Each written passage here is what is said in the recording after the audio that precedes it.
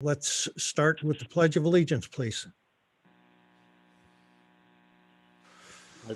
Pledge allegiance to the flag of the United States of America and to the republic for which it stands, one nation, under God, indivisible, with liberty and justice for all. Thank you. Before we jump into the meeting, I want to ask our clerk, Francesca, to confirm that we have a quorum. Thank you, Chair. We do have a quorum. Thank you. Let's get started with public and member comments. Want to mention the triennial Transnet performance audit is currently underway. This audit is separate from other Sandag audits. It's directly required by the Transnet ordinance and entirely commissioned by the ITALC. The ITALC hired an outside performance auditor who will be reaching out to request one-on-one virtual meetings with some of our board members. So I want to ask you to be on the lookout for those invitations from our clerk. Now let's move to public comment for non-agenda items. Please raise your hand at this time so we can call on you, or press *9 if you're on the phone. Francesca, do we have any public comment? Chair, I don't see any hands raised from the public. Thank you. Any comments from members?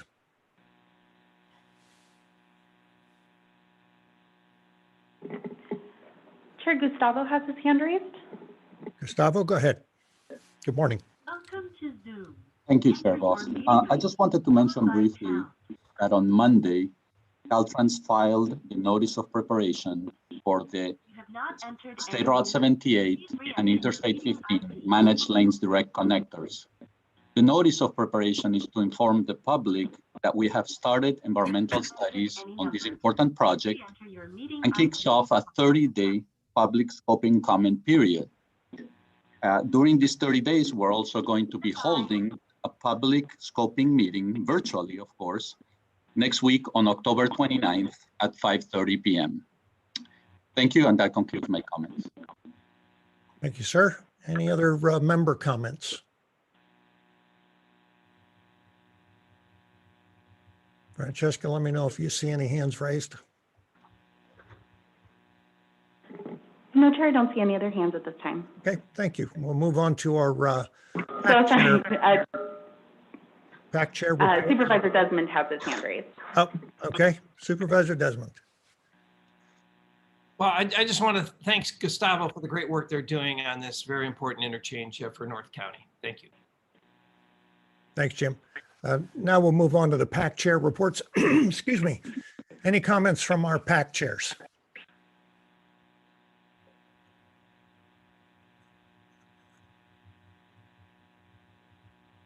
I'm seeing nothing. Francesca, do we have any public comment? Just double checking.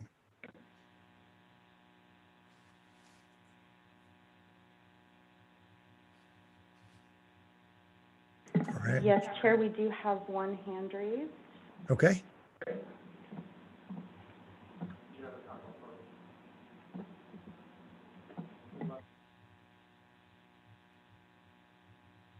Oh, Janice Shackelford would like to speak. Okay. And is this on PAC chairs?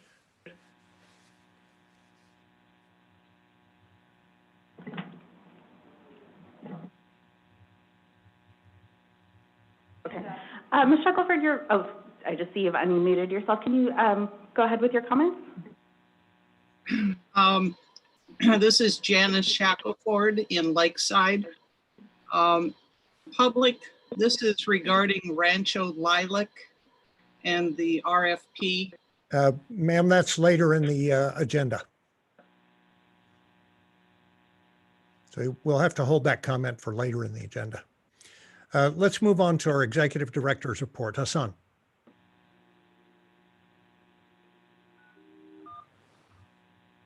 Thank you, Chair Vaz. Good morning, board members. To update you on a few things. First, on the audit update, consistent with your direction to me and my staff, we have a draft action plan that we will present to the audit committee. Staff worked in collaboration with the Office of Independent Auditor on the draft plan. I want to thank Mary Kay and her team and our team for putting that together. We are working with the audit committee chair on a meeting date to present that plan. After presenting the draft audit plan to the audit committee, we'll bring it to the board.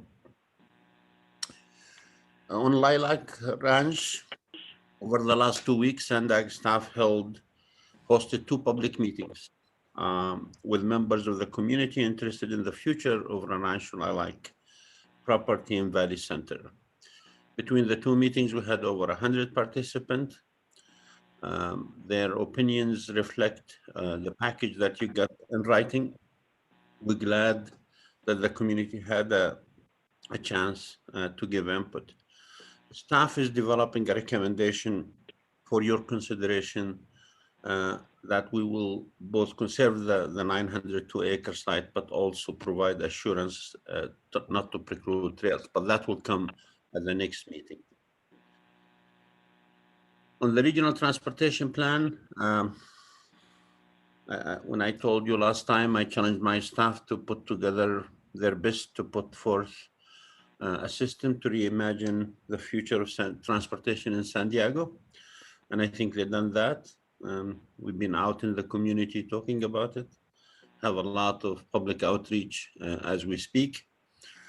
But I'm also happy to report to you that this is becoming a talk in the state too. And so the state of California is using our 5 big moves as a good way to move forward in a sustainable way while preserving and sustaining the environment, but also building infrastructure.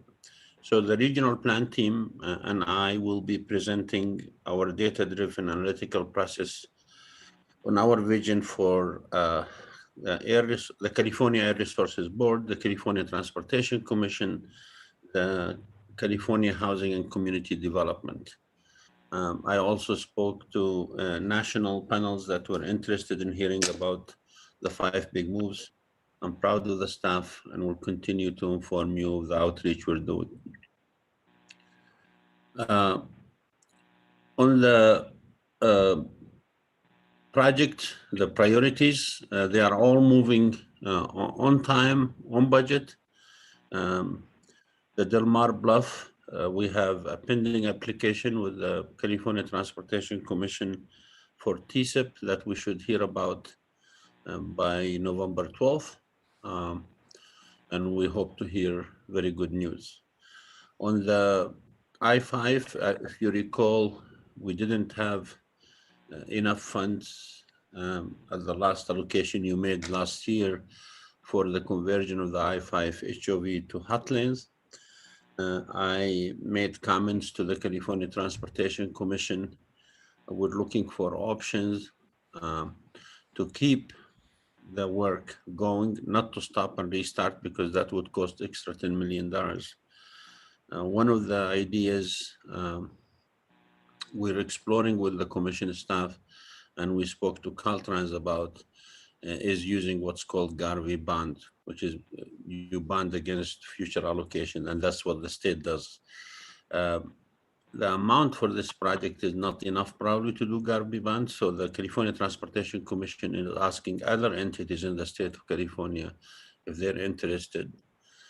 So far, Riverside is looking at other options, but I'm hopeful and I'm grateful to the California Transportation Commission members who are trying to find a way to keep this project moving.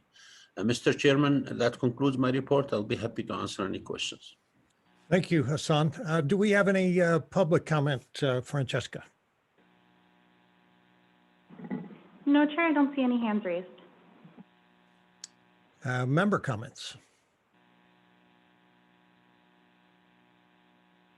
And we'll move on to consent. Francesca, any public comment on the consent items? No, Chair, I don't believe so. Oh, I do see a hand raised from Councilmember Zito. Okay, that's coming next, board comments. No public comments. We'll move to board comments. Mr. Zito. Yeah, thanks, Chair.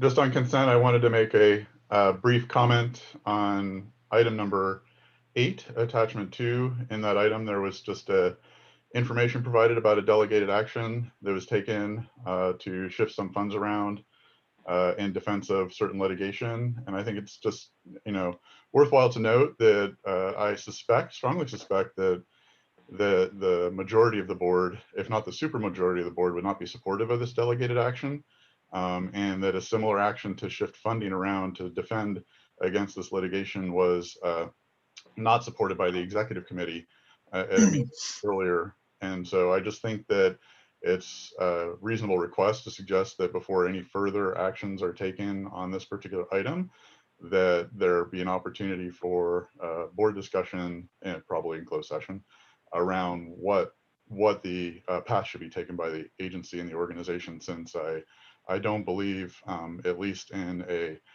tally situation, that this action has support of the board based upon our prior actions. Thank you. Thank you. Further board comment? Mr. Bailey. Thank you, Chair Voss. Just to expand on what Councilmember Zito was talking about for the board's information, on September 11th of this year, Sandac staff asked the executive committee to approve an amendment to the fiscal year 2021 budget of $100,000 to fund litigation against the cities of Coronado, Imperial Beach, Lemon Grove, and Solana Beach. So the question for staff is, did the executive board approve this budget amendment request on September 11th? I'll be happy to answer that, Mr. Chairman. I'm just looking for a yes or no. Thank you, Hassan. No, they have not. Okay. And then so the executive board did not approve that budget amendment request, but yet today under agenda item 8, budget modifications attachment 2, it shows the executive director transferred funds for litigation expenses for legal action against the cities of Coronado, Imperial Beach, Lemon Grove, and Solana Beach. I'm just curious to know, where did this authority come from? Be happy to answer that too. Go ahead, Hassan. Yes, sir. Thank you. Let me just make it clear. So the executive committee, it came to the executive committee regarding the possible use of a particular fund, contingency reserve fund, that requires executive committee approval. The executive committee did not authorize the use of that fund, and we honor that decision. No direction was given regarding any other funding source or defending a lawsuit generally. On the other hand, the board did approve a regional housing need assessment plan. And until the board tells me differently, it is my staff responsibility to defend the board's action.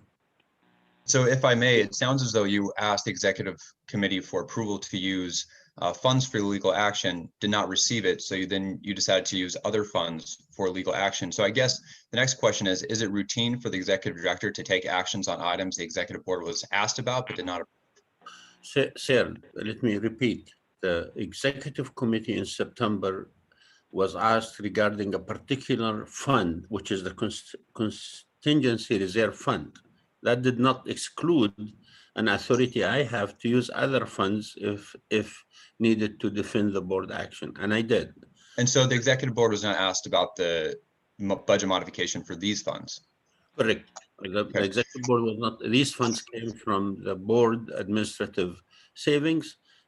We never asked the executive committee. I used my authority, which I have, you gave me, and I brought it to defend the agency's action, the board's action, and the agency.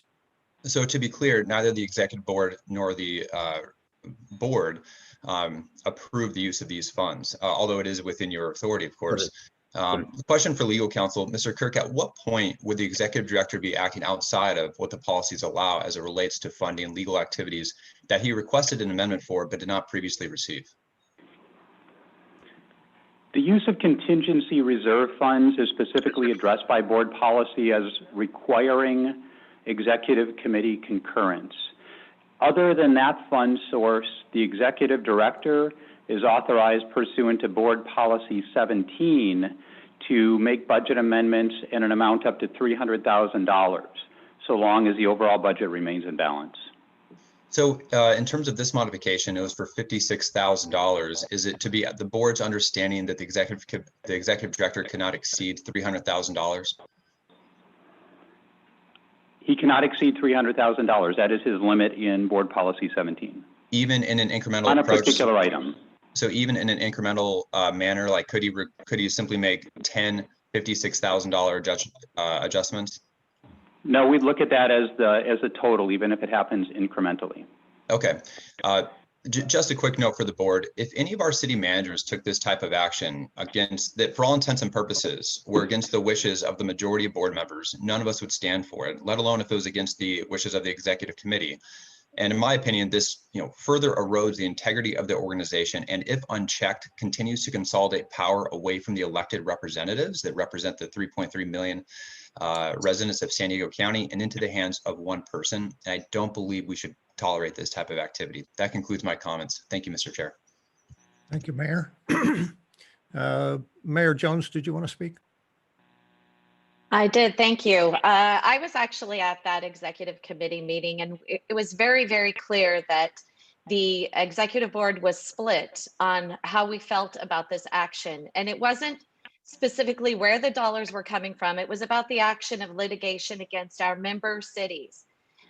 And this action, the RENA allocation approval, came at not the entire board. The supermajority of the board was against it on a tally vote. It was only when it went to a weighted vote that it actually passed. And so I'm very disappointed to see that this is on the agenda at action being taken. And I'd like to also have on the record that I had spent time personally calling Mr. Kirk and asking him if this would be moving forward. This is our attorney, because it had died in a vote of 3-3. That means that it's a dead action. It cannot move forward to the board. I specifically said litigation. I didn't specify exactly the allocation where the money was coming from. So I'm very disappointed that this is happening. And again, I actually agree with Mayor Bailey. This further erodes the confidence that many people will have in our organization. And it's very sad that we are here again today talking about trying to claw back and figure out how we're going to have people confident in us. And we keep moving forward, spending money, wasting money, taxpayer money, and it's not our money, it's taxpayer money. Let's be very clear about that. Anyway, I just want that on the record that I was there at that meeting, and I am sorry that this action could even move forward at all. Thank you. Mr. Chairman? Yes, sir. Yeah, just for the board member, and I appreciate your comments. I believe I would not be doing my job if I didn't take the action I did. You took an action as a board, and I'm defending that action, and somebody needs to defend the agency.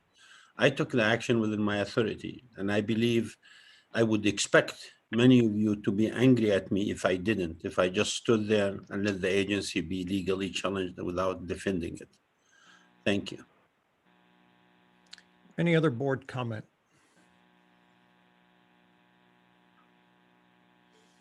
Mr. Desmond. Just quickly, I was also on that committee, and the discussion really was more about the action itself than the where the funds were coming from. So I think that's why it didn't get approved by exec committee. That's all. Thanks. Thank you. Mr. Zito, did you have another comment? Oh, you went away. Oh, there you are. Yeah, thanks. I just wanted to make a quick reminder, since it may have gotten lost in the conversation as well, that my request is, I did understand that this was within the executive director's authority, but I did resonate with Mayor Bailey's comment that typically on something as controversial as this in our city, the city manager would bring it before the full board or before the board to discuss what the appropriate path forward would be, because this is obviously a sensitive topic.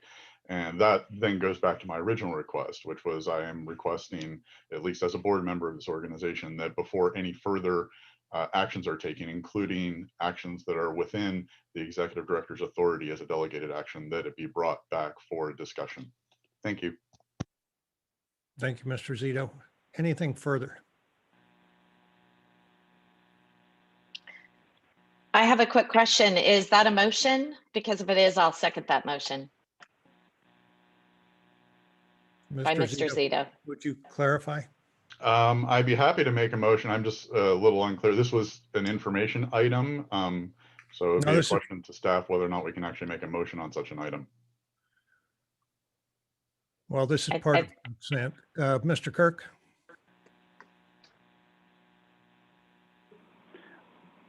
Yes, Mr. Chairman, in my opinion, the way that this item is noticed, it would not be appropriate to make a motion. However, if something was to be agendized in the future, that there could be a request to have something agendized so that it could be properly noticed to entertain a motion.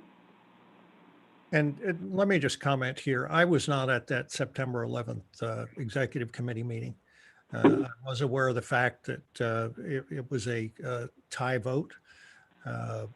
I had people on one side saying, don't you dare bring this forward to the board. People on the other side saying, you got to bring this forward. I felt it was important for me to honor the vote that was taken at the executive committee. If there's an interest in bringing this to the board, Mr. Zito, if you would communicate that to me, I would be happy to agendize it. Thanks, Chair. Appreciate the comments. At this point, I will entertain a motion to move the consent agenda, please. So moved. Looking for a second. Second, Catherine. Thank you, Mayor Blakespear. Call on the clerk for the roll call vote, please. Thank you. For the City of Carlsbad, Councilmember Schumacher. Schumacher, aye. Thank you. For the City of Chula Vista, Mayor Salas.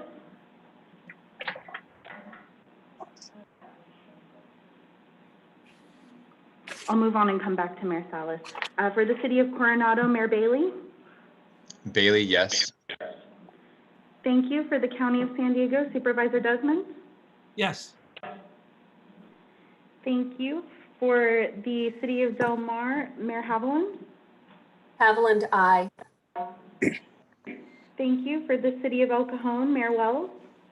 Yes. Thank you. For the City of Encinitas, Vice Chair Blakespear. Blakespear, yes. Thank you. For the City of Escondido, Mayor McNamara. McNamara, aye. Thank you. For the City of Imperial Beach, Mayor Dedina. Dina, Imperial Beach, yes. Thank you. For the City of La Mesa, Councilmember Alessio, or I'm sorry. Baber, La Mesa, yes. Thank you. Sorry about that. For the City of Lemon Grove, Councilmember Mendoza. Yes. Thank you. For the City of National City, Councilmember Rios, or I'm sorry, Vice Mayor Rios. Rios, yes. Thank you. For the City of Oceanside, Deputy Mayor Feller. Feller, yes. Thank you. For the City of Poway, Chair Voss. Aye. Thank you. For the City of San Diego, Councilmember Moreno. Moreno, aye. Thank you. For the City of San Diego, Councilmember Montgomery Staff. No. Yes.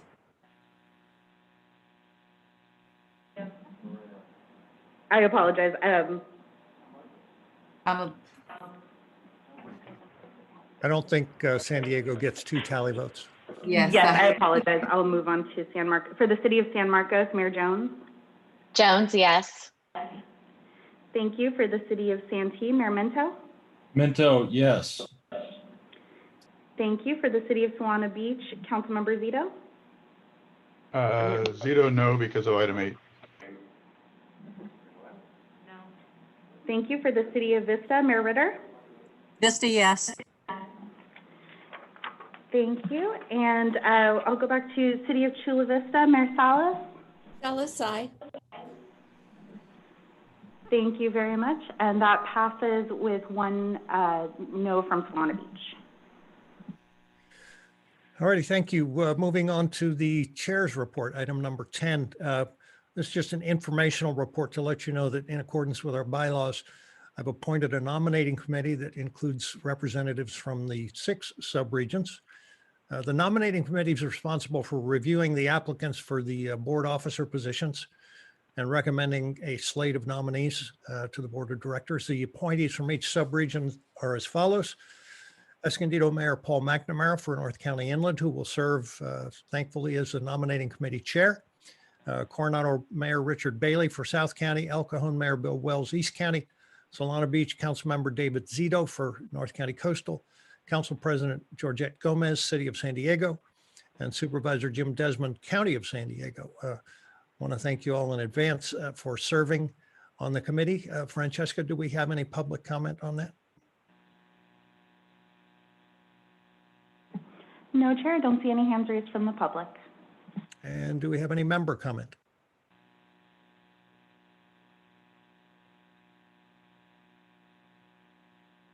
And we're going to move on. Moving on to item number 11. Supervisor Desmond, would you like to introduce this one for us?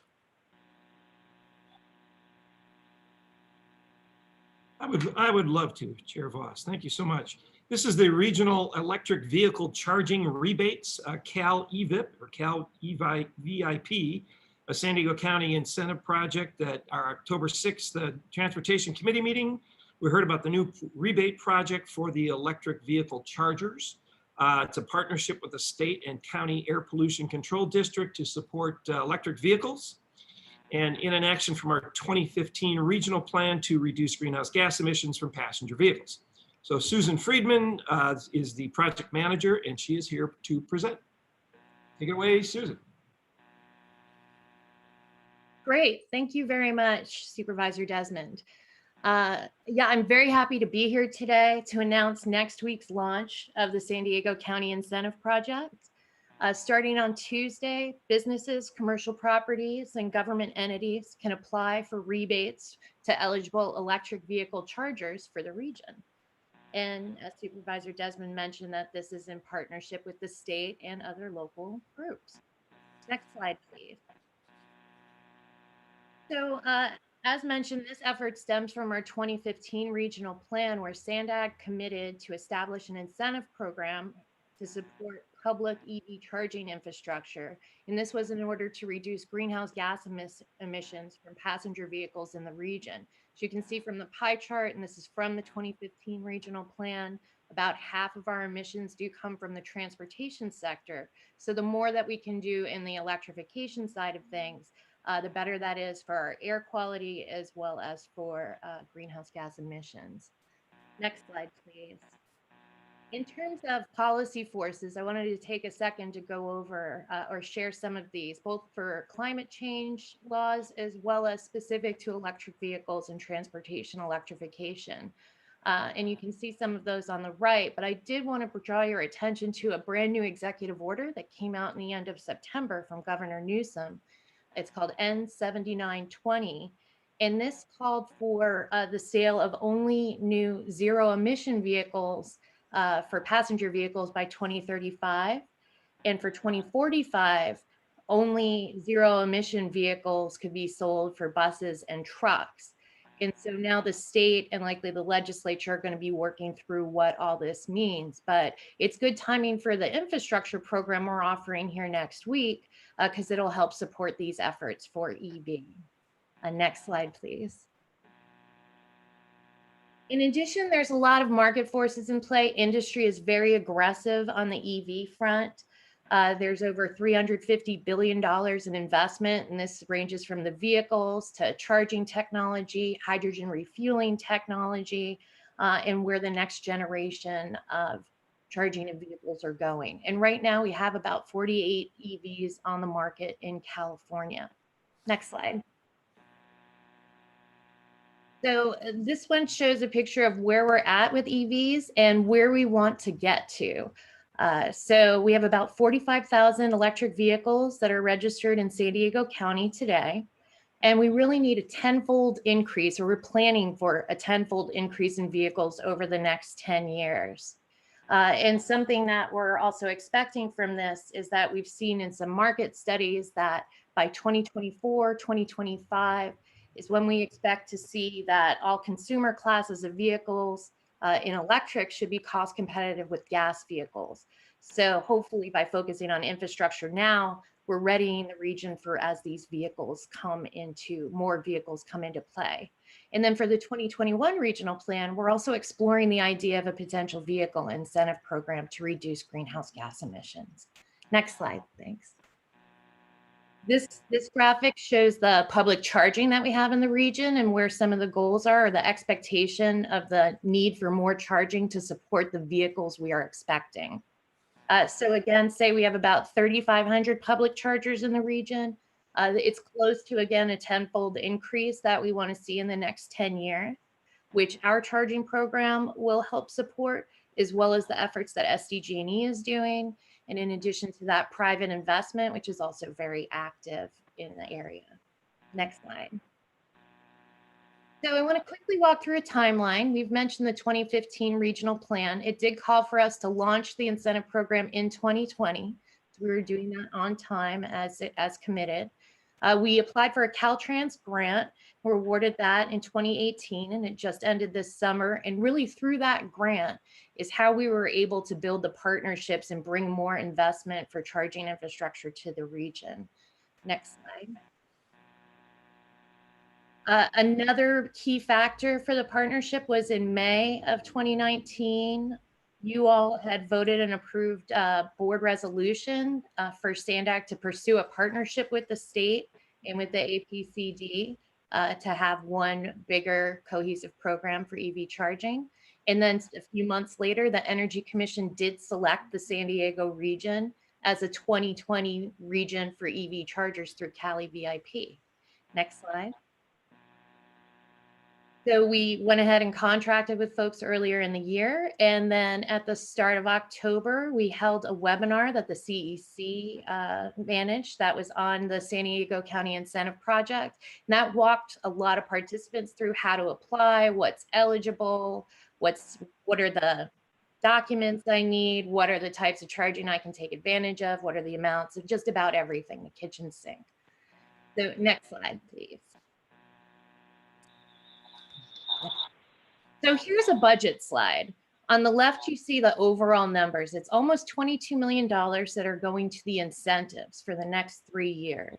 And this is for shared use chargers. And this could be at public places, workplaces, and multifamily sites. This is administered by our local nonprofit, the Center for Sustainable Energy. To say that this $22 million range should get us about, or help install an additional 1,100 level 2 chargers in the region, which are the ones like at SANDAG's office building and popular at workplaces and shopping centers, as well as 250 fast chargers, which are the ones where you do quick stops that are popular with Ubers and Lyfts, or people that really just need to be on a longer drive. They need to get a quick recharge and get back on the road. SANDAG and APCD are co-funding the level 2 chargers, and the Energy Commission is funding the fast chargers. Slide. So we've got the website. It's been live since the end of August, and it has all those materials on there again. It's a first come, first serve rebate program. Shared use chargers, the more the merrier is what we think about for how we want these used. And a 3-year budget to start out with. Next slide. To take a quick view at the rebate amounts, this one is for the level 2, the base chargers. On the left-hand side, you see the base amount, and then there's adders for areas that we want to encourage more charging. So $4,500 is the most for a base level 2 charger rebate. An additional $1,000 at multi-unit dwellings, and that's because it is very expensive to site chargers there and get them installed. And in addition, an additional $500 for installations in disadvantaged or low-income communities. And that's because we want to encourage more charging installations there as well. Next slide. In terms of the fast chargers, it gets a little technical with these, but we'll say your standard fast chargers, which you generally see out there other than the Teslas. Right now, it's a $50,000 rebate. The Energy Commission also wants to incentivize companies to future-proof EV charging. So if you go for this much more higher powered charger, it's up to a $70,000 rebate. And then an additional $10,000 in both categories for installations in disadvantaged and low-income communities. Slide. This is just a snapshot of the types of charging sites, like where they can go. For level 2, really the focus again is public areas and workplaces and communal spaces at multi-unit dwellings. So schools, hospitals, workplaces, tribal lands, even curbside. In terms of the DC fast chargers, those have a lot more restrictions on them. The biggest is that they need to be available every day of the year, 24 hours a day. And so they want them in high traveled areas. And so there's a laundry list of what those could be, but shopping areas, grocery stores, gas stations, casinos, libraries, police stations, and so on. Next slide. I'm going to take a moment to talk about communities of concern and how we've approached supporting communities of concern through this project. First, with a look at the map, the light purple on the map shows low-income communities as designated by the Air Resources Board. And then the dark purple are our disadvantaged communities. And then where you see the purple striping are a combination of both qualified as disadvantaged and low-income communities. We're doing a few things in this project to support communities of concern. One is the higher incentive amounts for each type of charger for disadvantaged and low-income communities. A second piece is that we've reserved 25% of the project budget for installations in these communities. And if you go to the links on the slide here, that will take you to an Air Resources Board site where you can enter in an address, and it will tell you whether that address and installation there would be in a low income or disadvantaged community. And the third thing we're doing is we've added budget for additional technical assistance to participants that have installations or want to consider them in disadvantaged and low income communities. And that's through our EV expert. Next slide. So these are the additional resources that SANDAG's providing on top of what the Energy Commission generally provides to each region. So the EV expert, as I was mentioning, in addition to supporting communities of concern, this has also added technical assistance for multi-unit dwellings and affordable housing projects throughout the region. And the Center for Sustainable Energy is who we've contracted with to provide this work. And they've done this for us also through previous grants. In workforce development, we have a focus here as well. And this is really to support the installation of EV chargers. We want to employ best practices. And so we have, through CSE again, are working on the EV infrastructure training program, or EVITP. We had a webinar on it yesterday for local electricians, where it gave an introduction about what this certification is, which is in addition to being a licensed electrician in California. And then we plan to have at least 2 trainings a year brought to the region to build our local workforce on this training.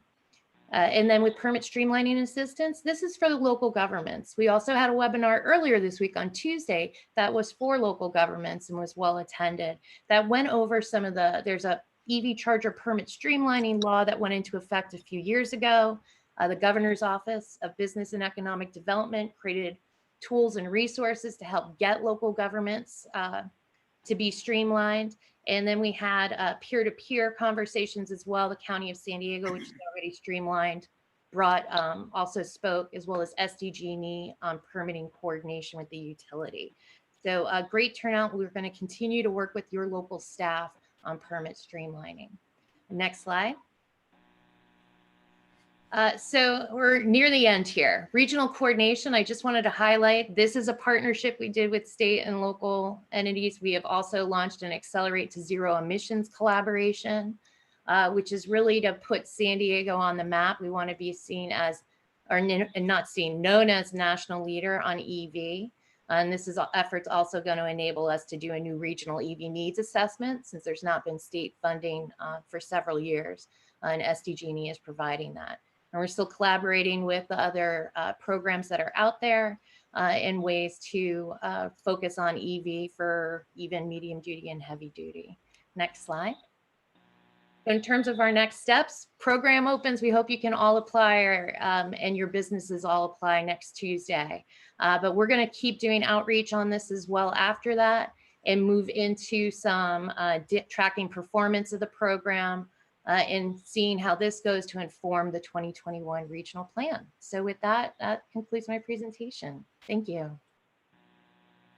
Thank you, Susan. Terrific to see such a partnership coming together in the region. I appreciate the thorough report. Francesca, do we have any comment from the public?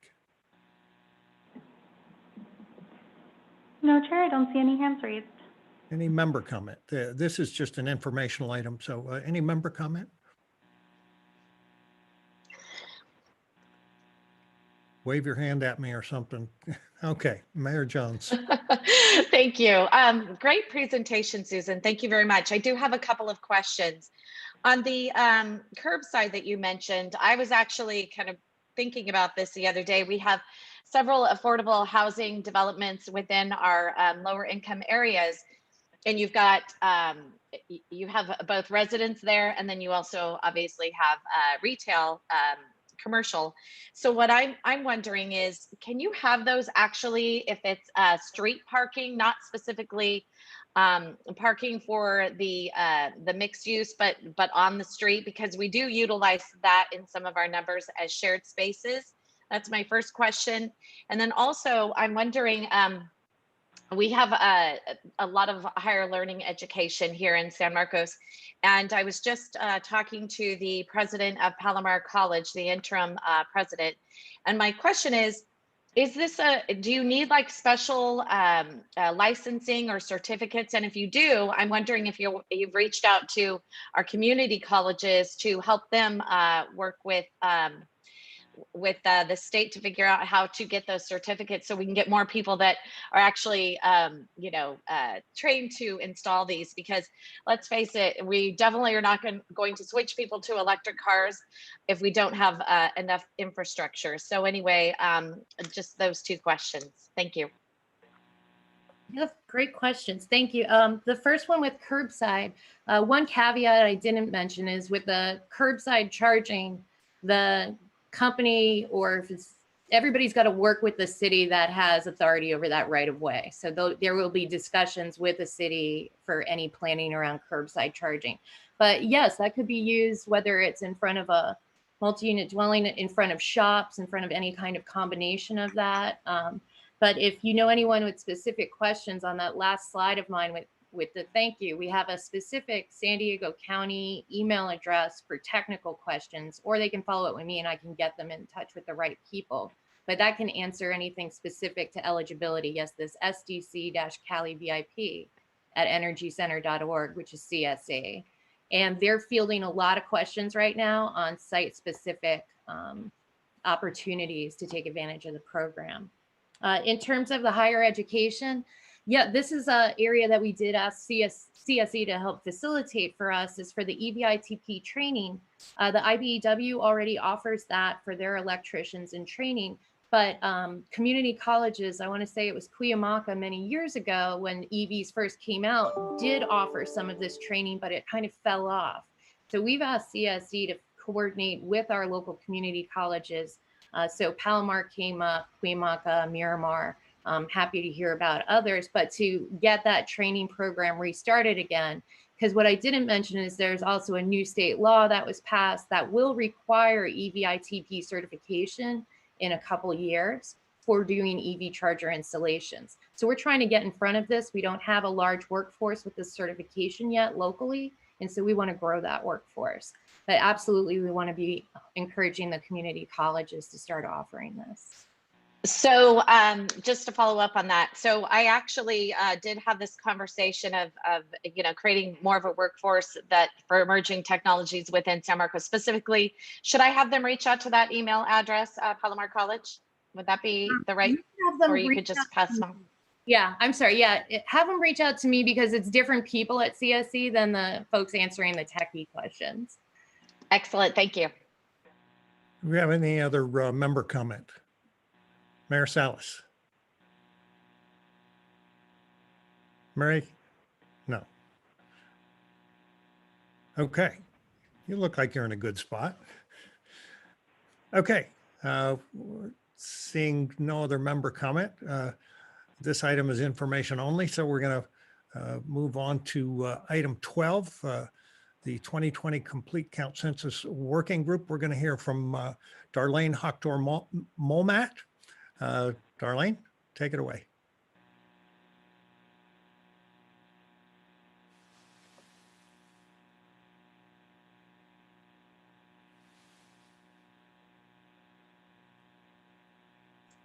Sorry, I was muted there for a second. Thank you very much.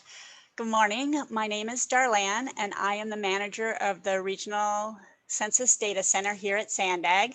As you may remember, in early 2019, the board passed a resolution for an agreement between Sandag and the California Complete Count 2020 Census Office to coordinate outreach related to the 2020 census throughout the San Diego region to help ensure that an accurate count happens and avoid or minimize an undercount.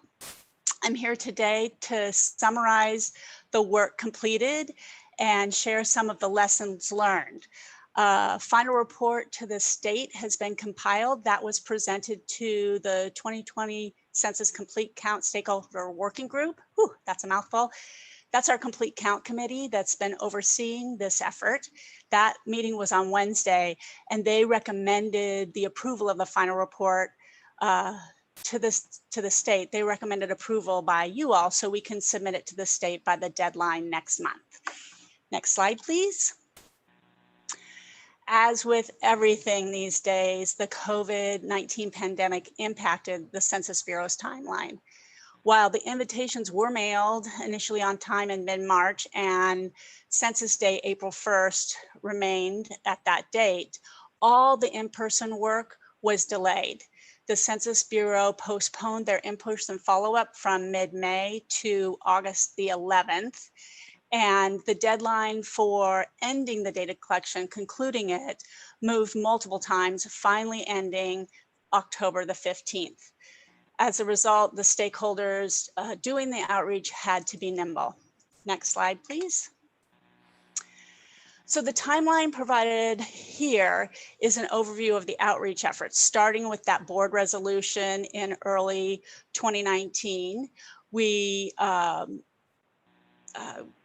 That board resolution allowed us to administer the funding from that California Complete Count 2020 Census Office. We formulated agreements and developed a strategic plan, and then outreach efforts began a year ago with the education phase to raise awareness among the public about the importance of the census.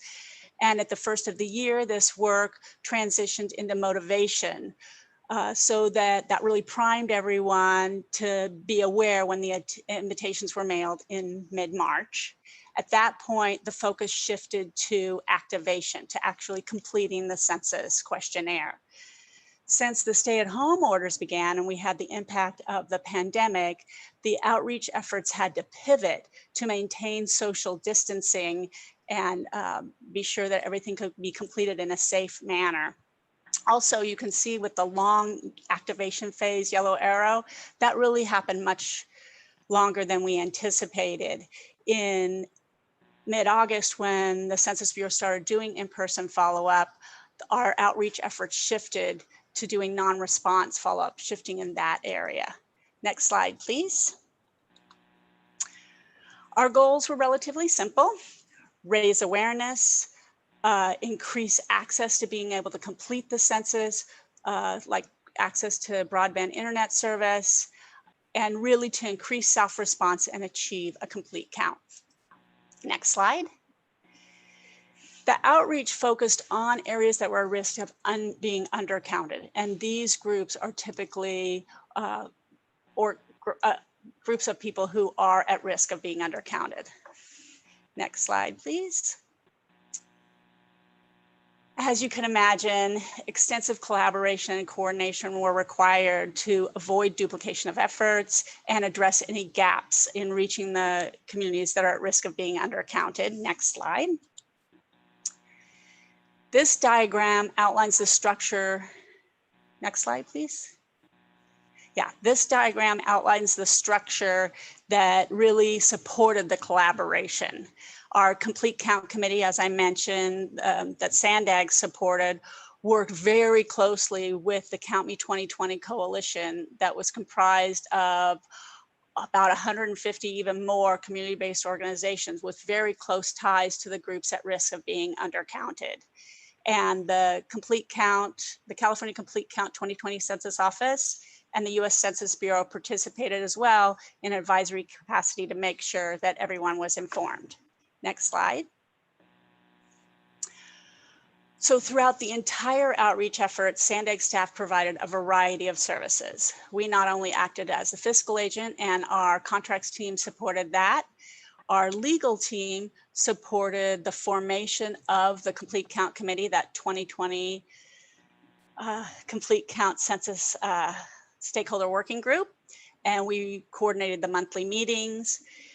In addition, we provided mapping and data analysis services to identify where the communities were at risk of being undercounted, where they resided. And this screenshot is of a tool that we developed. It's a web application, and it provides access to data that the state compiled on communities at risk of being undercounted. They developed an index, and the darker shading shows you where people are more concentrated, have a higher risk of being undercounted compared to the lighter areas. Anyway, we made that tool available to everybody in the public with no login credentials required.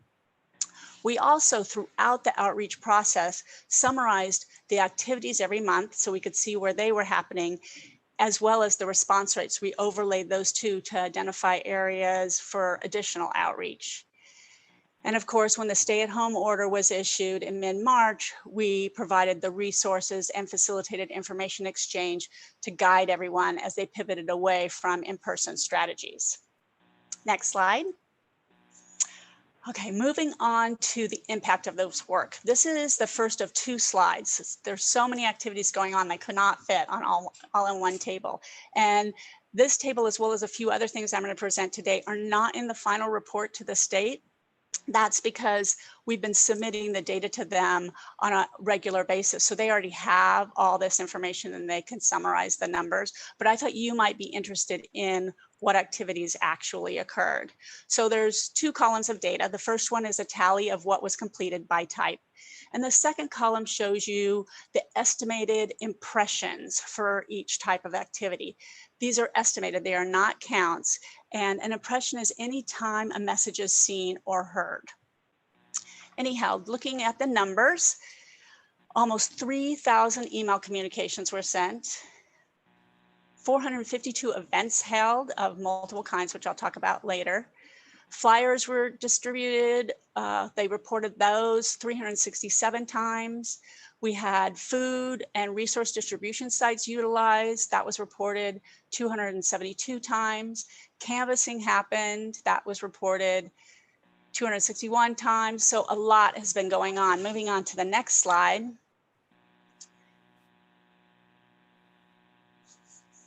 You can see the remainder of the activities that were reported.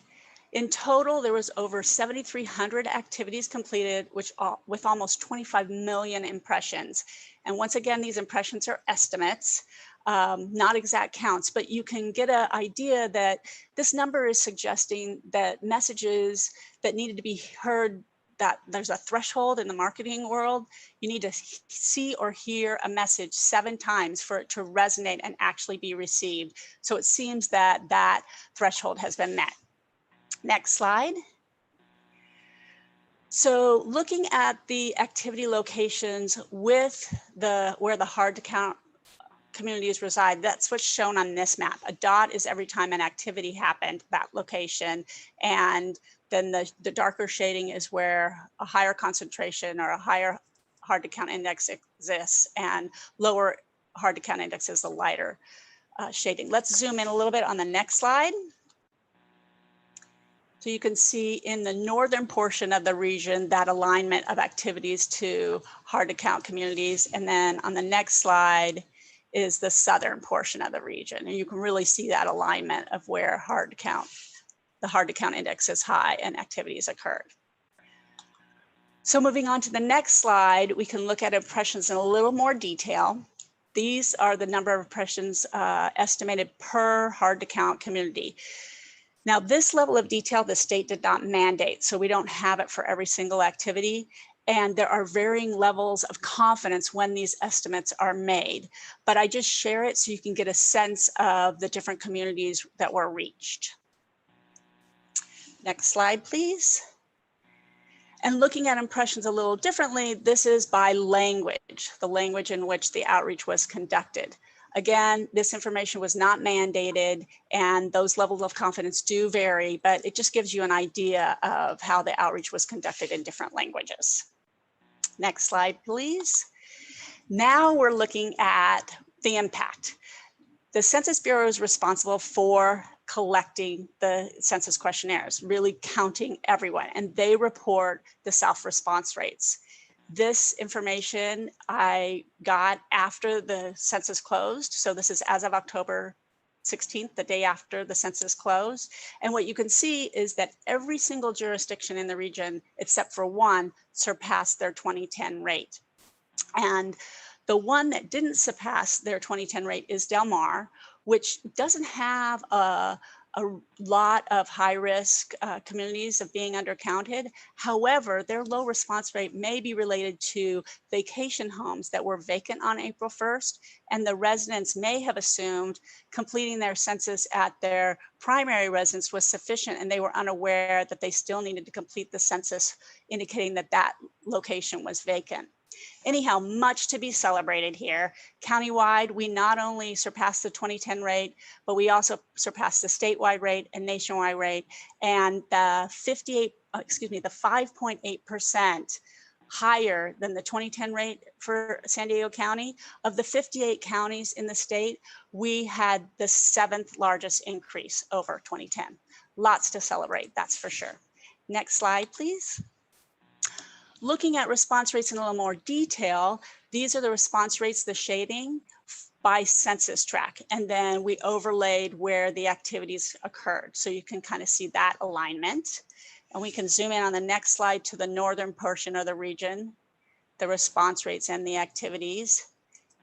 And then again, zooming into the south portion of the region on the next slide.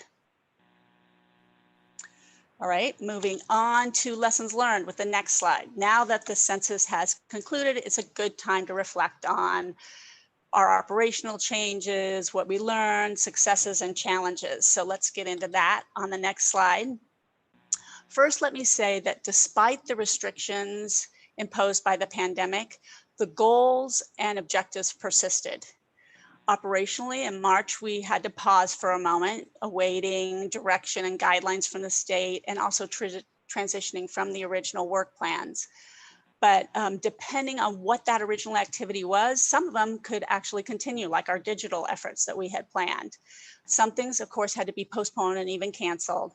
And then other things were moved to an online platform for digital engagement, virtual engagement. The images on this slide highlight the car caravans that paraded through hard to count communities with low response rates. And that's one of the innovative strategies that were developed as an alternative to the large in-person events. Also, videos were prepared that shared the importance of completing the census. Some of you may have even participated in those. Facilities that remained open, like community resource centers and public service desk kiosks, could still be utilized to spread census messaging and help people complete the census, as well as food distribution sites and COVID testing sites. Finally, toolkits were created. Sandag engaged with a consultant that created plug and play content to make it easy for anyone to share with their key target audiences in hard to count communities. The materials were specifically made for elected officials, then military and veterans organizations, community groups, and colleges and universities. Next slide, please. So turning to the successes. First of all, partnerships for sure were key throughout all phases of the outreach. Collaboration was planned from the onset, as I previously mentioned with our structure, but it became even more important when the pandemic shut down in-person outreach and activities. Further, we were able to have events prior to the pandemic, and that provided a strong foundation on when the pandemic hit, because the census messages had already been widely broadcast.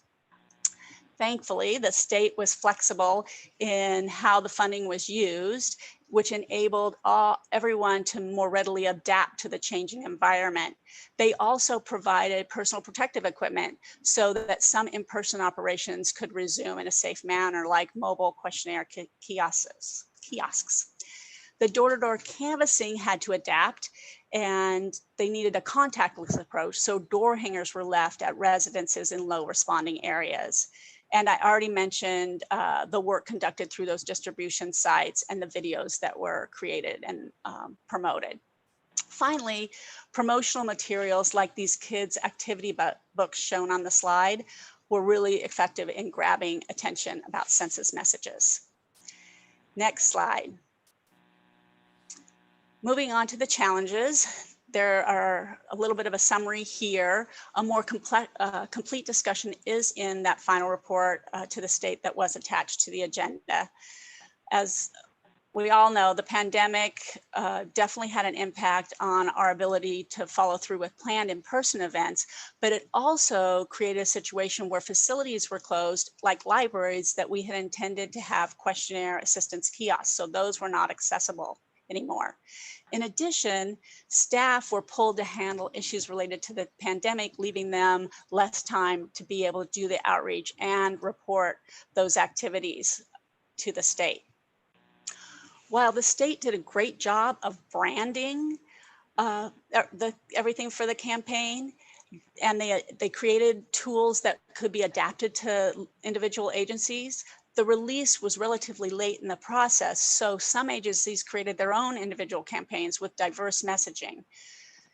So the costs that were incurred could have been reduced if a more cohesive campaign with unified messaging was rolled out earlier. That would have been an advantage, and that was a challenge that we faced. Finally, the changing timelines from the federal government created uncertainty that was challenging. It made it really difficult to manage budgets so that the outreach could continue through the end of the census period. Originally, we were thinking at the end of July, and it lasted until mid-October. In addition, after materials were already printed, timelines changed, so the dates had to be corrected or everything reprinted. So that's a high-level summary of some of the challenges. And I can move on to my last slide. So we've had lessons learned, operational adjustments, and successes. All of that is summarized in that report to the state, which we had to use a template that the state required, and that was in your agenda packet. Since the report was presented to the 2020 Complete Count Stakeholder Working Group, our Complete Count Committee, we received suggested revisions from the City of San Diego, which were posted yesterday afternoon. So with the conclusion of this presentation, I'm available to answer any of your questions, and I look forward to your approval of this report for the submittal to the estate. Thank you. Thank you, Darlene. Appreciate that comprehensive report. Francesca, do we have any comments from the public? No, Chair, I don't believe so. Okay, then we'll go to member comments, and this is an approved item, so I'll be looking for a motion to approve the 2020 California Census final report for submission to the California Complete Count. Any member comments or motion? Monica? Yes, Chair Voss, thank you very much. I just want to first of all start by thanking SANDAG staff and the U.S. Census Bureau for adapting and pushing to exceed the 2010 census response rates. It's been a very, very challenging year, but especially for something like this. But I really want to highlight our community-based organizations. They are to be commended for their most steadfast commitment to getting every single person counted that they possibly could, especially in those hard to count areas. And so although there were some challenges, we were able to work through them. I think some of the suggestions that came from the City of San Diego working group representatives were that we within the city should have a centralized person that would be a contact point for all of the organizations that were involved. It was a really, really big effort. And I know that our staffs over at the city spent quite a bit of time trying to get everyone on the same page. And so I think that was part of the recommendations that went forward, and also more funding on the non-response follow-up side of things would be appreciated for the 2030 count. And so I wanted to just kind of summarize those. I don't know if they have been included in the backup material. And I apologize. I don't know if I can make a motion at this point because of the role that I play as an alternate and to the council president on this board. But I would like those changes just from the city of San Diego just included in the report for anyone that is making the motion, and happy to answer any questions about that. Thank you. Thank you, council member. Other board comment? Chair, this is Vivian. I'm happy to make a motion with Councilmember Montgomery Steps changes. Thank you, council member Moreno. It's Bill Baber. I'll second it. Thank you, Bill. Any further board comment? We have a motion by Councilmember Moreno, a second by Councilmember Baber. I will call on the clerk for the roll call vote, please. Thank you very much. For the City of Carlsbad, Councilmember Schumacher. Schumacher, aye. Thank you. For the City of Chula Vista, Mayor Salas. Salas, aye. Thank you. For the City of Coronado, Mayor Bailey. Bailey, yes. Thank you. For the County of San Diego, Supervisor Desmond. Yes. Thank you. For the City of Del Mar, Mayor Haviland. Haviland, yes. Thank you. For the City of El Cajon, Mayor Wells. Yes. Thank you. For the City of Encinitas, Vice Chair Blakespear. Blakespear, yes. Thank you. For the City of Escondido, Mayor McNamara. McNamara, aye. Thank you. For the City of Imperial Beach, Mayor Dedina. Dedina, Imperial Beach, aye. Thank you. For the City of La Mesa, Councilmember Baber. Baber, yes. Thank you. For the City of Lemon Grove, Councilmember Mendoza. Aye. Thank you. For the City of National City, Vice Mayor Rios. Rios, aye. Thank you. For the City of Oceanside, Deputy Mayor Feller. Feller, yes. Thank you. For the City of Poway, Chair Voss. Aye. Thank you. For the City of San Diego, Councilmember Moreno. Moreno, aye. Thank you. For the City of San Marcos, Mayor Jones. Jones, yes. Thank you. For the City of Santee, Mayor Minto.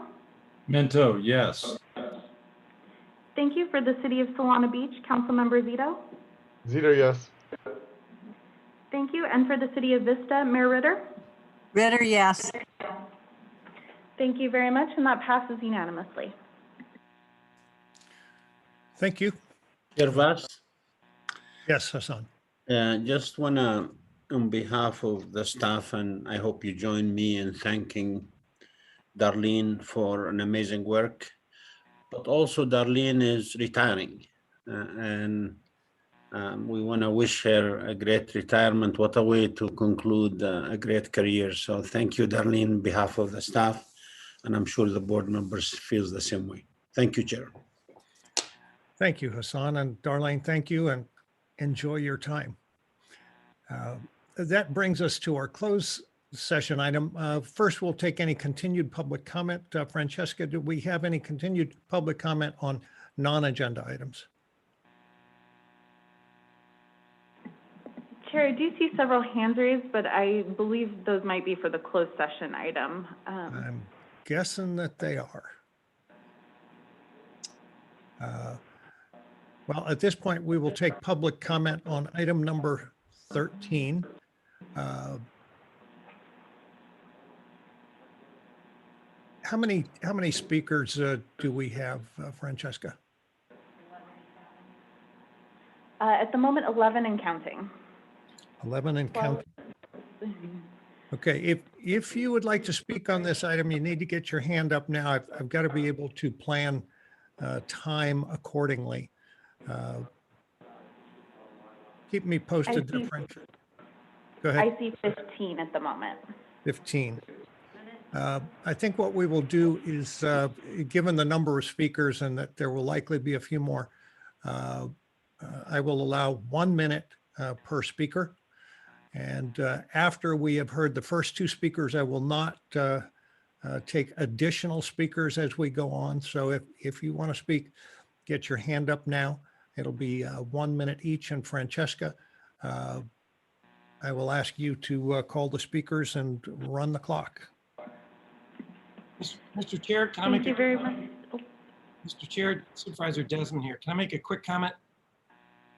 Sure. Yeah, this is, I don't know, my legal counsel, legal at the county, I guess, talked with the legal counsel at Sandag. And so I'm reading this into the record as to item 13, pursuant to the requirements of the government code, I'm disclosing that I am employed and receive a salary from the county of San Diego. Thank you. Don't ask me, it's a legal thing. Thank you, Supervisor. Okay, Francesca, let's go with our speakers. 1 minute each, please. And after the first two speakers, we will not take additional. Thank you, Chair. And I'll be calling people in the order that they raise their hands. Janice Shackelford is first.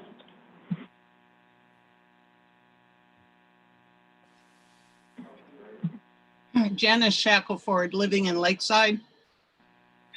We had 2 parcels in Lakeside purchased with public funds, handed over to an NGO, in this case, Endangered Habitats League, and they promptly fenced it off. We had in the community a trails master plan that would have called for trails across these parcels. Right now, our master plan is in shambles because we cannot link to any, our master plan is basically in shambles. And I do not believe the RFP for Rancho Lilac took this into account. And I do not believe the easement as proposed is viable. Thank you.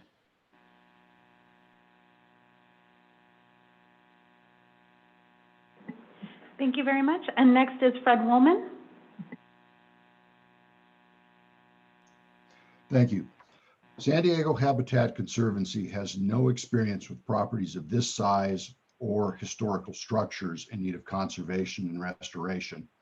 And they've never allowed public access on any properties they currently have under management.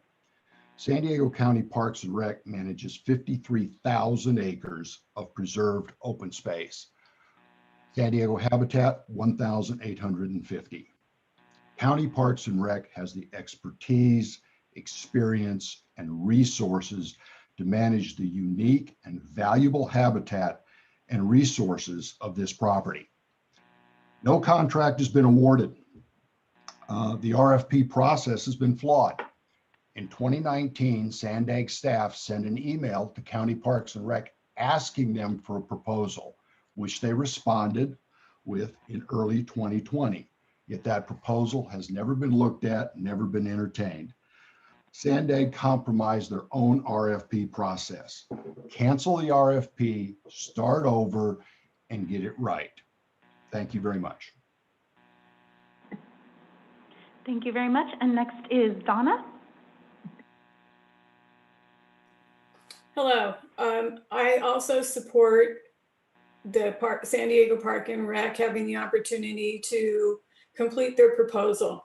Yes, the RFQ has been flawed and should be either revised or canceled, and all of the proposals need to be updated to address public access, multiple trail use, and staging areas on the property. Rancho Lilac is rich in history, which includes historical buildings that need to be preserved, as does the land, the habitat, and everything that lives there. But what good is restoring and preserving history if the 902 acres have no public access or is fenced? Are we getting to the point where the only way for the future generations to view wildlife is behind fences or glass? Is this really how we want to protect the land? Is this being good stewards of the land? Thank you. Thank you very much. And next is Pam Weidenkeller.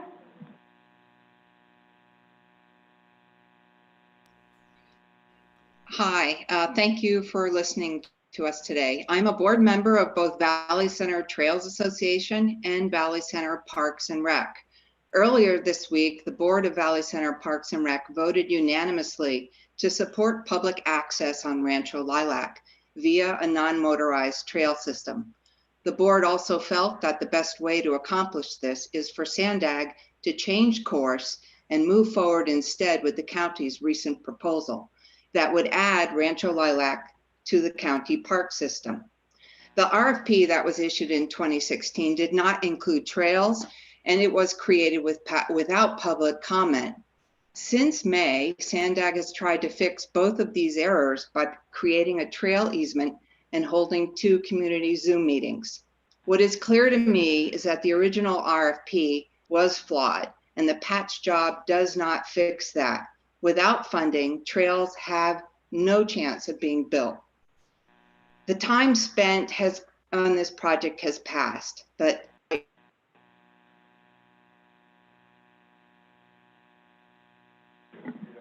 Thank you very much. And next is Marianne Vancio.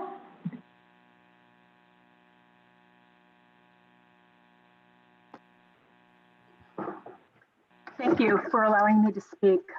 In light of all the community outpouring and support and their request for public access on public land, they are simply requesting a public trail system that should be built and managed by the landowner. I ask you please to reconsider and cancel the RFP and do not transfer the land to the San Diego Habitat Conservancy. It is important that the landowner is also the land manager of a public trail system. And then whatever process needs to be either reissue of the RFP or preferably allow County Parks and Recreation to acquire the land and submit their resource management plan and develop a public trail system as will be appropriate regarding the protection of the resources. I feel this is the best decision for the land, the resources, and the community that will ultimately become supporters and stakeholders of the preservation and the maintenance of Rancho Lilac. Thank you. Thank you very much. I did want to note for the public that I will only be able to call on the first 15 people who raise their hands per the chair's instructions. So next we will be calling on Lori Flora.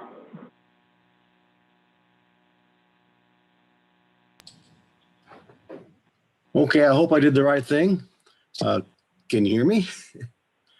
We can, thank you. Thank you. The San Diego County Trail System has shown trails through Lilac Ranch for years. It's not acceptable for Sandag to ignore that and wipe them out by not including them in the Rancho Lilac RFP and therefore the resulting proposals. It seems clear that San Diego County Parks and Rec would be a better manager of Rancho Lilac. They have far more experience managing open space. They're also interested in building and managing the trails through Lilac Ranch.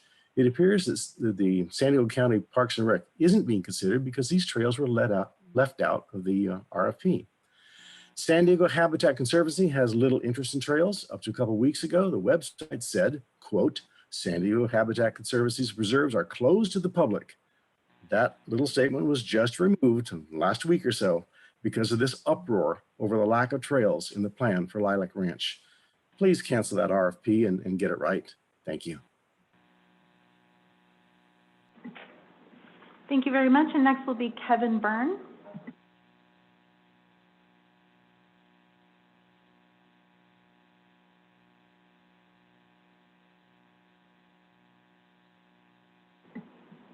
It looks like we lost Mr. Byrne, so oh, I apologize, just a moment.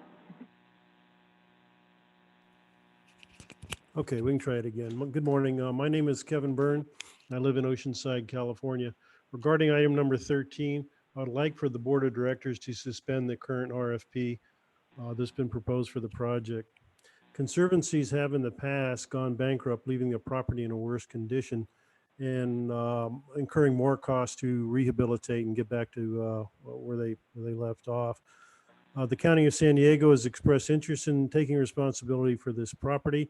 I highly recommend the property be transferred to the county, and who will maintain and care for the property in its current condition. Thank you.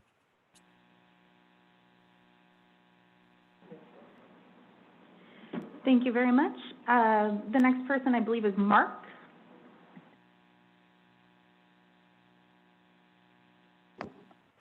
Yes, my name is Mark Kukachev, and I'm the trail advisor for the Bonita Valley Horsemen. And I've worked with county parks for a long time. And I have a lot of confidence in their ability to manage the reserve and the trails, and they do trails very well, and that's something I've supported. So I would ask you, the board, once again, like a lot of the other commenters, to cancel the RFP and start over again and let county parks bid on the RFP, and I think they'll do a wonderful job. Thank you. Thank you very much. Next we have Bruce S.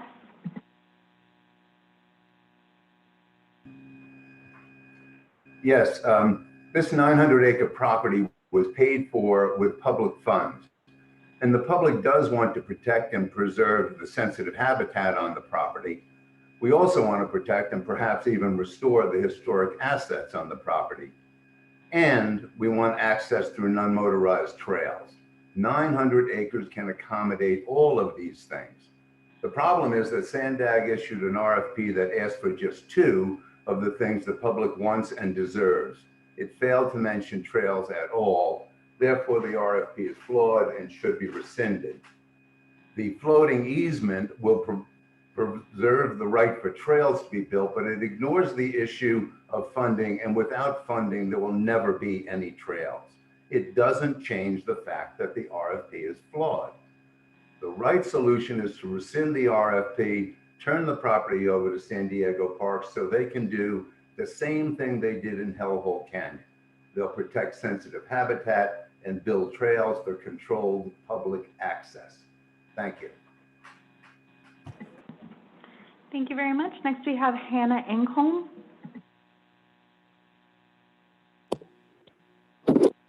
Good morning. Can you hear me? Yes, we can. Thank you. Thank you. My name is Hannah, and I am a board member of the Valley Center Trails Association. I also, though, live immediately adjacent to this majestic property that's at issue here on item 13 in the agenda.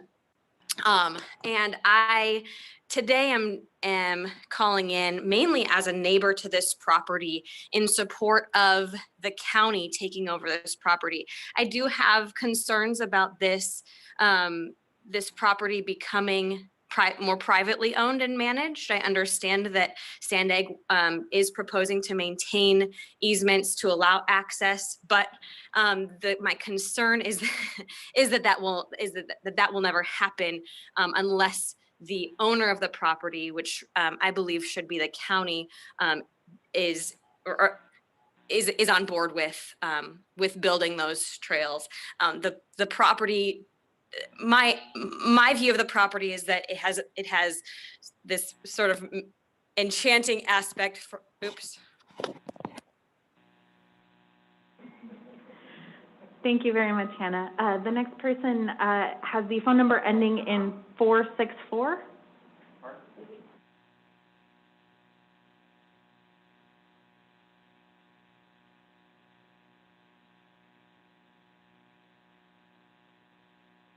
Hi, I'm Lori Jacobs, a 30-year Valley Center resident and board member of the Valley Center Trails Association also.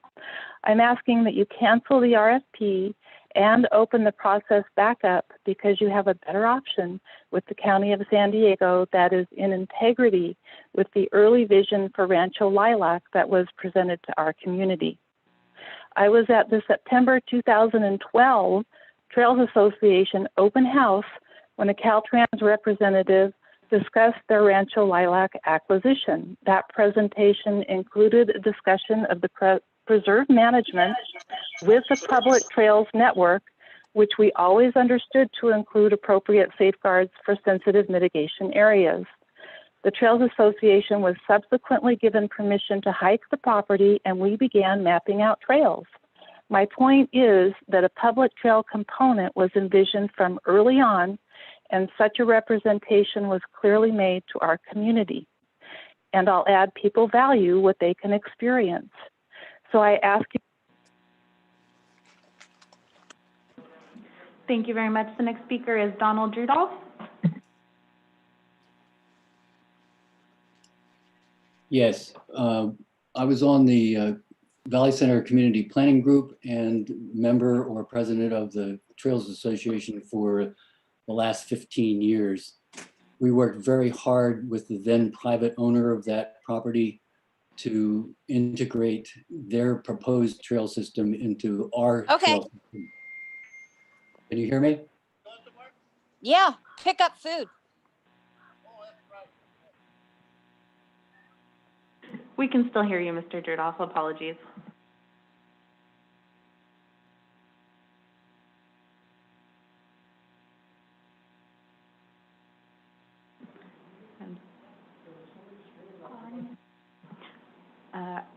I'll move on to the next person. The next person has the username MotoX4U.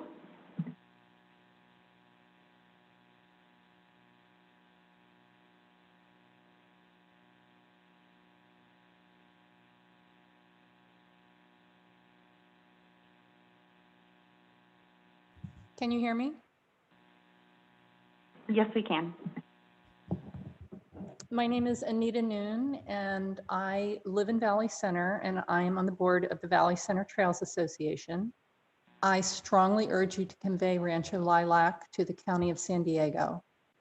Regardless of whatever came before, there is an opportunity now to set the course that will serve not just people who live in Valley Center, but San Diegans and people beyond San Diego for decades to come. This is an important property and it deserves careful treatment. Citizens have little patience for interagency squabbles. We all know that the county can do this job well. Rancho Lilac was purchased as biological mitigation, and it must be managed to serve its intended purpose. Yes, SDHC was the last man standing during the RFP, but it has neither the experience nor the expertise, and you might argue even the intention or desire to provide public access. The fact that their website was changed. Thank you. Mr. Rudolph, I'm not sure if you're still on the call, but if you would like to raise your hand to speak again, we can restart your timer. I'm sorry about that interruption. In the meantime, I'll call on the person with the phone number ending in 018.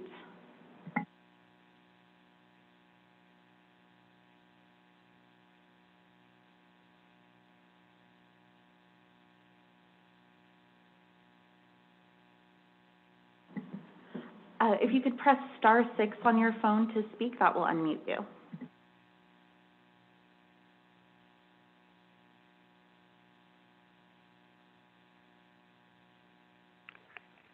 Good morning, this is Robson Splain. I was vice chair of the design review board for Valley Center when the Lilac Ranch was first being discussed for its options. I feel very strongly that the RFP was flawed and that the use of the land is very important. I literally grew up in a place just like Valley Center where my family owned ranches. It is now wall-to-wall suburbs, and any open spaces, most of them have been closed off. I think we're missing a huge opportunity here. Let's let the county parks people do the right job.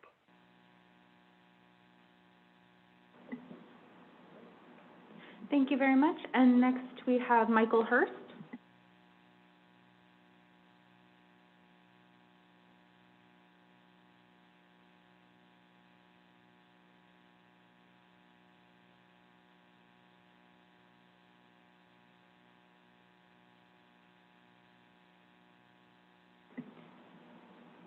Michael, you are self-muted.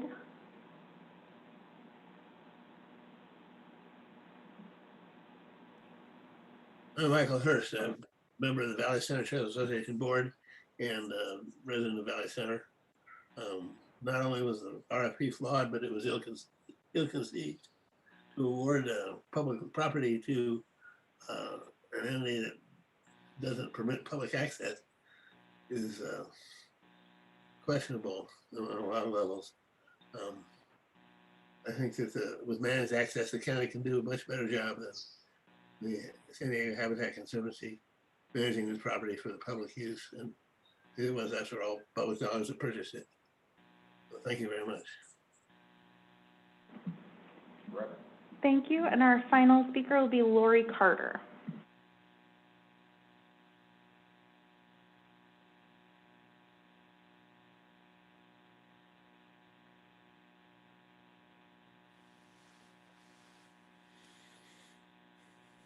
Hello, can you hear me?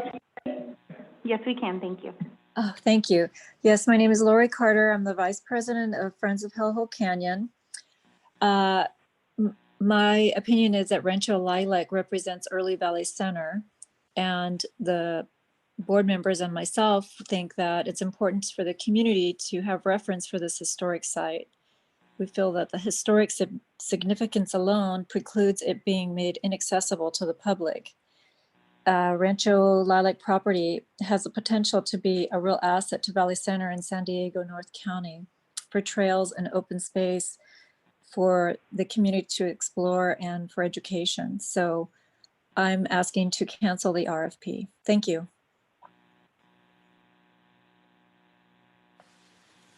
Okay.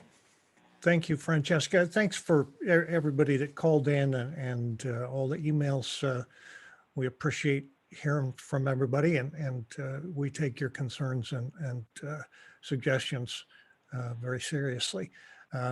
I now will ask the board members to go ahead and log out of this meeting, and you'll join us via the separate link that you received.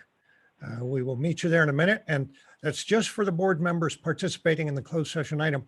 For those not joining us, we will come back to this open session following deliberation on item number 13 to report out before adjourning today's board meeting. So please log out now and log back into the closed session link, participating board members. Thank you.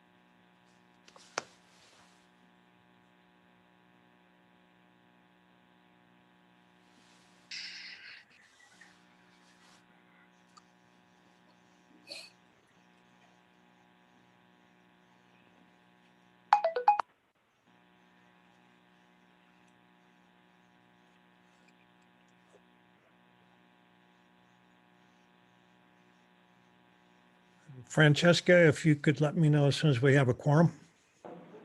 Thank you, Chair. We're taking a look right now. Thank you.